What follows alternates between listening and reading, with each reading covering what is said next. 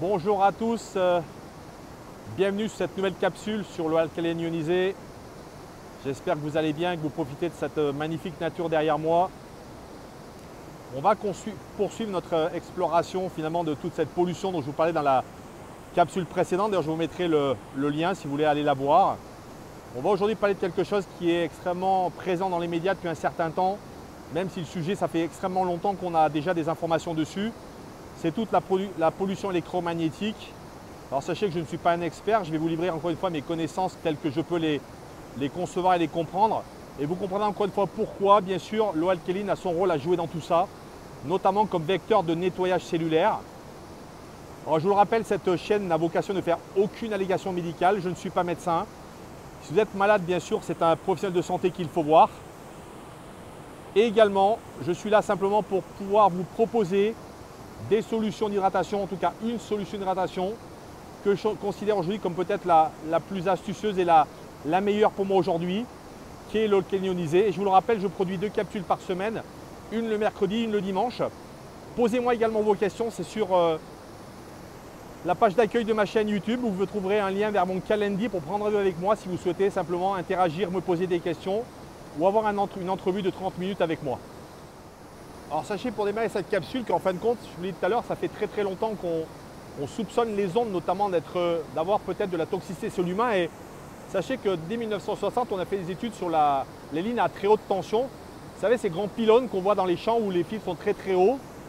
Eh bien, sachez que les études épidémiologiques qui en ressortent ont démontré que notamment, eh bien, on avait des cancers, des crises cardiaques qui étaient provoquées par ces champs d'énergie générés par ces lignes à très haute tension. Parce qu'on le sait, elles ont un impact malheureusement sur le plan de nos cellules. Donc vous voyez qu'encore une fois, là aussi, c'est documenté depuis un certain temps. On n'en parle pas forcément trop parce que évidemment, ça pourrait effrayer le grand public. Et je vais vous citer une anecdote qui m'avait beaucoup marqué à l'époque. J'avais un de mes amis qui était agriculteur et qui à l'époque m'avait justement montré, il avait été justement dans un endroit où passer au milieu de ces champs de lignes à très haute tension. Il m'avait emmené dans un de ces champs avec un néon. Et on avait simplement, vous voyez, pris ce néon, on l'avait placé à hauteur de notre tête. Et on avait simplement pu se rendre compte que le néon, vous voyez, s'allumait. D'où donc cette présence d'ondes magnétiques, donc preuve qu'effectivement, il y avait de l'énergie. Donc vous voyez qu'en fin de compte, encore une fois, comme rappelez-vous dans ma capsule sur les vêtements, eh bien cette énergie, on ne la voit pas, elle est invisible, mais sachez-le, elle est possiblement toxique.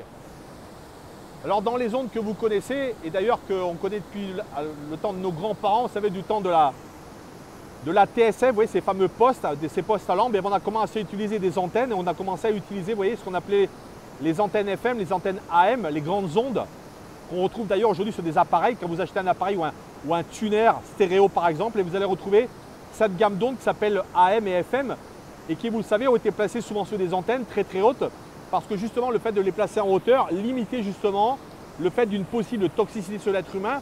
Donc des calculs avaient été faits pour que justement le fait de les positionner dans une hauteur soit moins toxique pour notamment l'humain, mais également pour une meilleure répartition de ces ondes et une meilleure émission de ces ondes. Donc ça, vous le connaissez, ce sont des ondes qu'on connaît depuis très longtemps parce qu'elles ont été utilisées pour la radio, mais c'est développé au fil du temps avec toute la nouvelle technologie, beaucoup de nouveaux générateurs d'ondes, et je pense notamment dans les paysages actuels beaucoup aux éoliennes, qui sachez-le, on dégage également beaucoup de champs électromagnétiques. On pourrait également vous en citer un, vous connaissez un peu moins, bien, c'est votre sèche-cheveux dans votre salle de bain. Vous voyez, pour vous citer un ordre de grandeur, bien évidemment, une antenne éolienne va avoir des champs électromagnétiques beaucoup plus importants que votre sèche-cheveux. Mais vous voyez que ce soit dans votre maison ou à l'extérieur, eh bien, on a des champs magnétiques littéralement partout. On pourrait ensuite bien sûr parler des satellites dans l'espace qui eux aussi fonctionnent avec des ondes, bien sûr. On pourrait également, si vous avez l'occasion d'aller dans un hôpital, parler de tout ce qui est équipements médicaux, les scanners, les IRM, où là encore on va utiliser des ondes. Alors je ne vais pas rentrer dans aujourd'hui le détail de ces ondes. On a également les ultrasons. Alors là, sachez qu'on appelle ça de la radiation non ionisante. Vous regarderez également ce que ça veut dire. Et en fin de compte, ce que je voulais simplement vous démontrer dans ces premiers exemples, c'est que vous voyez ces champs électromagnétiques qui sont partout et malheureusement, nous ne le savons pas parce qu'encore une fois, ils ne sentent rien, on ne les voit pas. Mais malheureusement, ils nous impactent sur le plan physique et sur le plan cellulaire. Et vous voyez d'ailleurs, dans les choses que vous entendez beaucoup parler ces dernières années, même cette dernière année, c'est On parle aujourd'hui beaucoup des maisons connectées. Et sachez que là aussi, malheureusement, eh bien, ce sont littéralement des maisons qui sont truffées de ces systèmes d'ondes électromagnétiques qui ont véritablement une pollution silencieuse pour vos cellules.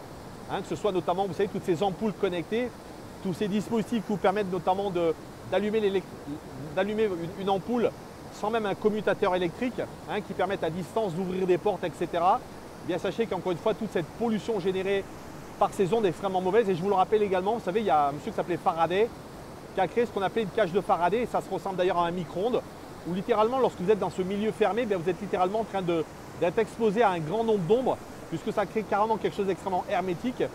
Et je vous laisse imaginer la pollution à laquelle vous vous exposez c'est littéralement ces cages de Faraday qui sont exposées à tous ces dispositifs qui émettent des ondes d'une manière très puissante.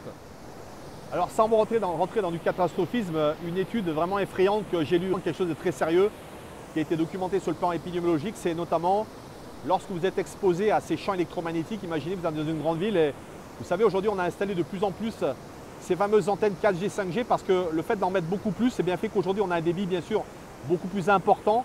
On peut notamment, vous voyez, regarder des films, télécharger des images en quelques microsecondes. Et malheureusement, on s'est rendu compte que lorsque vous exposez votre corps à ces ondes et qu'en plus de ça, vous êtes porteur de métaux lourds, comme c'est le cas, vous savez, comme beaucoup de gens que nous ingérons, notamment par la nourriture, par le fait de l'air que nous respirons, eh bien nous devenons littéralement des relais pour ces antennes. Nous devenons littéralement des récepteurs.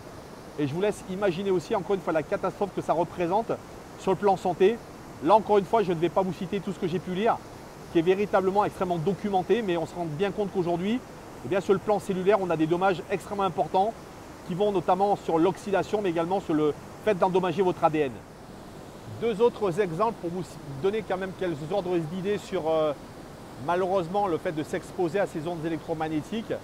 Deux choses. La première, c'est sur ce qu'on appelle les canaux ioniques sur le plan de nos cellules. Vous savez que, je ne vais pas rentrer dans le détail, mais on a dans nos cellules des canaux qui s'ouvrent, donc qui laissent rentrer différentes informations dans le plan cellulaire. Et il a été démontré que ces ondes électromagnétiques, malheureusement, eh bien, elles impactaient l'ouverture et la fermeture de ces canaux ioniques. Donc ce qui veut dire que nous sommes littéralement en train de déstabiliser notre système cellulaire et on comprend à quel point cela peut être préjudiciable sur votre santé. Et un autre aspect très important, vous avez entendu parler de notre fameuse glande pinéale, vous savez qui est la glande de l'intuition dans notre cerveau, qui a d'ailleurs aujourd'hui diminué au fil du temps parce qu'on sait que notamment le fluor eh bien, est un puissant calcificateur de cette glande. Il a été démontré que notamment ces champs électromagnétiques, eh bien, ils interféraient avec la glande pinéale et notamment sur la production de mélatonine. Donc on ne s'étonne pas qu'aujourd'hui, par exemple, si on est dans une maison, qu'on a par exemple son Wi-Fi allumé ou simplement sa box internet, qu'effectivement, eh bien, cela puisse provoquer des problèmes de sommeil. On a du mal à trouver le sommeil.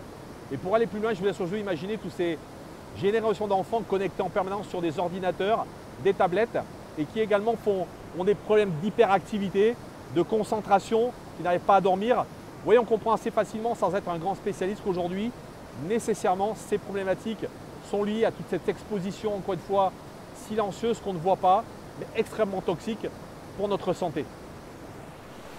3 qualités de l'eau alcaline ionisée, vous les connaissez. La première, c'est une eau alcaline qui, tel un buvard, va tamponner l'excédité d'acétate dans votre corps et renforcer le niveau de vos tampons alcalins.